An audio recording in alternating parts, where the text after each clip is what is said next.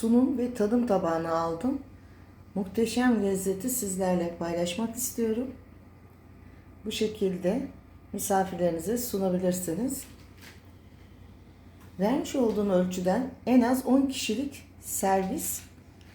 Bu bir davet yemeğidir. O yüzden çok özendim. Fırında piştiği için özellikle davet için misafirlerinize çok uygun oluyor. Lezzeti çünkü çok üstün oluyor diğer tencereye göre. Merhaba arkadaşlar. Servi'nin mutfağına hoş geldiniz. Bugün sizlere fırında et sote yapıyorum. Çok pratik ve çok lezzetli oluyor. Yapım aşaması çok kolay. Bunun için 1,5 kilo kuzu buttan kuşbaşı yağlı et hazırlattım kasabıma. Şu şekilde arkadaşlar, bakın. İri iri parçalar halinde. Öncelikle ben et sotemin etlerini şöyle ısıya dayanıklı cam kabımda fırına gönderiyorum. Şimdi şöyle yapıyoruz arkadaşlar. 200 derece fırında şöyle hafif yağlarının erimesini bekliyorum. 200 derece fansız fırında bir yarım saat pişireceğim. Hafif kendi et sote olacak, suyunu salacak, çekecek. Daha sonra doğramış olduğum sebzeleri içerisine ilave edeceğim. 3 adet büyük soğanım var. 6 adet sarımsağım, 1 kilo domatesim, 200 gram sivri biberim var. Etim pişerken ben de diğer malzemelerimi doğrayacağım. 200 derecede yarım saat pişecek.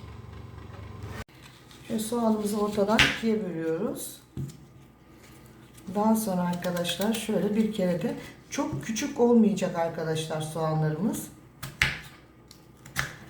İri iri doğrayacağım. İçinde çünkü yerken ağzımıza soğanlarımız gelmesini istiyorum. Bu şekilde soğanlarımızı doğruyoruz. Sarımsaklarımı da incecik şu şekilde doğruyoruz arkadaşlar. İnce doğramamdaki sebep aroması etimize geçmesi için. Bakın arkadaşlar, şöyle yarım kilo bir domates. Doğal domates bu. Şu güzelliğine bakar mısınız? Domateslerin kabuklarını soyacağım bu kez arkadaşlar. Çünkü rengini iyice vermesini istiyorum. Güzelce şöyle ince bıçakla. Meyve bıçağı çok güzel soyuyor domatesin kabuklarını.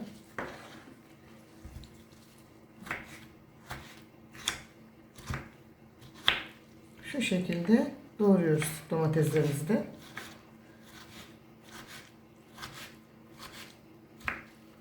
Arkadaşlar, içinde çekirdek sevmiyorum ben et sotenin. O yüzden şöyle ikiye kestikten sonra mutlaka çekirdeklerini çıkarıyorum. Şöyle içinde görünsün, 1 santim büyüklüğünde biberlerimi doğruyorum. Daha hiç yağ, tuz koymadım. Kuzu eti olduğu için kendi yağları yavaş yavaş eridi. Bakın suyunu saldı. Şimdi suyunu çekmesini bekliyorum. Tam 25 dakika oldu. 25 dakikada bekleteceğim. Yarım saat fırında hiç yağ koymadım arkadaşlar. Tuz koymadım. Kendi kuzu etinin yağları eridi. Bu şekilde kızardı ve lezzetlendi. Arkadaşlar, hepsini birlikte karıştırarak da pişirebilirsiniz. Fakat ben size lezzetlisini anlatıyorum. Bu şekilde yaparsanız şimdi etin lezzeti ortaya çıktı.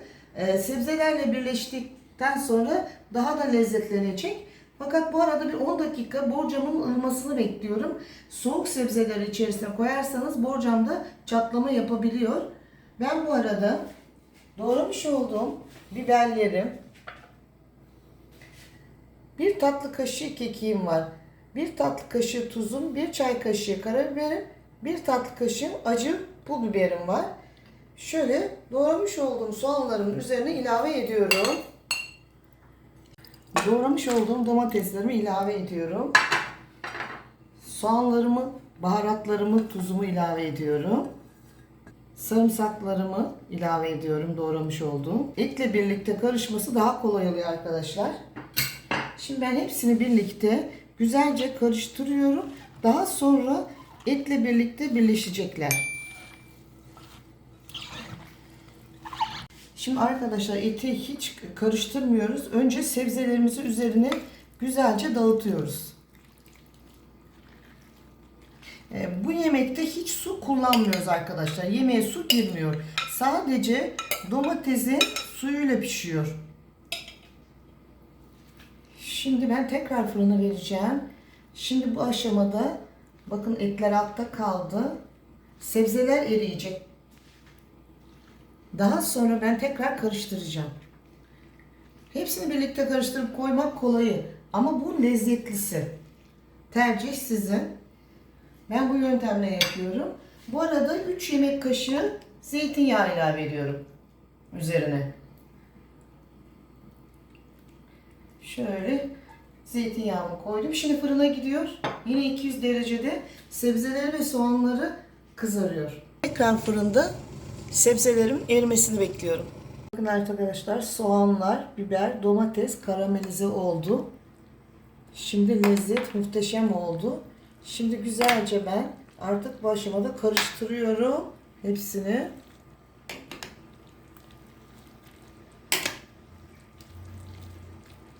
Şimdi etle birlikte sebzeler. Ben şimdi salça kullanmadım arkadaşlar. Eğer siz koyu renk seviyorsanız salça kullanabilirsiniz. Ben yaz aylarında et sotede kullanmıyorum. Çünkü domatesin suyu çok lezzet veriyor. Arkadaşlar bakın bu aşamada biraz lezzetlenmesi için ben ince ince toplamda 1,5 yemek kaşığı tereyağını kestim bu şekilde. Şimdi bu şekilde fırına gidiyor. Yarım saatte böyle kağıtla pişecek. Daha sonra kağıdı alıp üzerinin kızarmasına izin vereceğim. Şimdi bütün lezzetler birbirine geçmesi için bu şekilde kağıtla fırına gidiyor. Evet arkadaşlar fırında et sotem üstün lezzetli pişti. Çıkardım.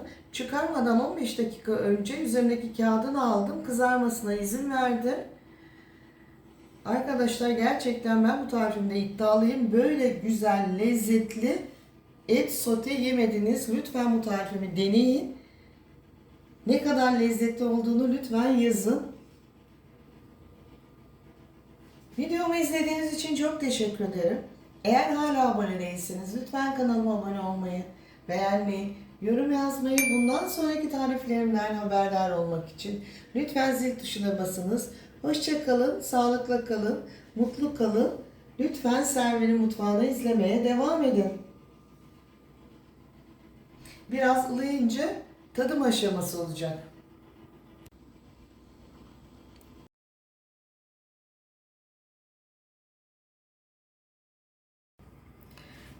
Arkadaşlar pilav pişirdim yanına. Et sotemi çok yakışır. Dilerseniz pilav pişirme videolarım da var. İzleyebilirsiniz. Şu güzelliğe bir bakar mısınız arkadaşlar? Sizin için şimdi şöyle alıyorum.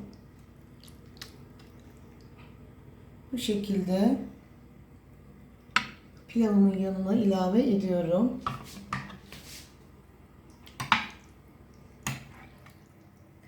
Bakın ne kadar güzel pişti. Çok sıcak olduğu için şu etlerinden de koyayım. Bakar mısınız arkadaşlar şu güzelliğe? Bizim evde çocuklarım pilavın üzerine bu şekilde et sotenin suyunu da ilave ederler. Pilav çok lezzetli olur o zaman arkadaşlar. Sizlere de öneriyorum. Hepinize afiyet olsun. Arkadaşlar 1 saat 15 dakika fırında pişti. Bakın eti şöyle size göstereyim. Lokum gibi oldu bakın. Yumuşacık. Sizin için yiyorum. Muhteşem bir lezzet. Pilavla birlikte, et suyuyla birlikte bu şekilde yiyoruz. Hepinize afiyet olsun. Bu üstün lezzeti sizlere öneriyorum. Evet arkadaşlar, sunum ve tadım tabağını aldım. Muhteşem lezzeti sizlerle paylaşmak istiyorum. Bu şekilde misafirlerinize sunabilirsiniz. Vermiş olduğum ölçüden en az 10 kişilik servis. Bu bir davet yemeğidir. O yüzden çok özendim. Fırında piştiği için özellikle davet için misafirlerinize çok uygun oluyor. Lezzeti çünkü çok üstün oluyor. Diğer tencereye göre çok farklı oluyor. Lütfen bu tarifimi deneyiniz.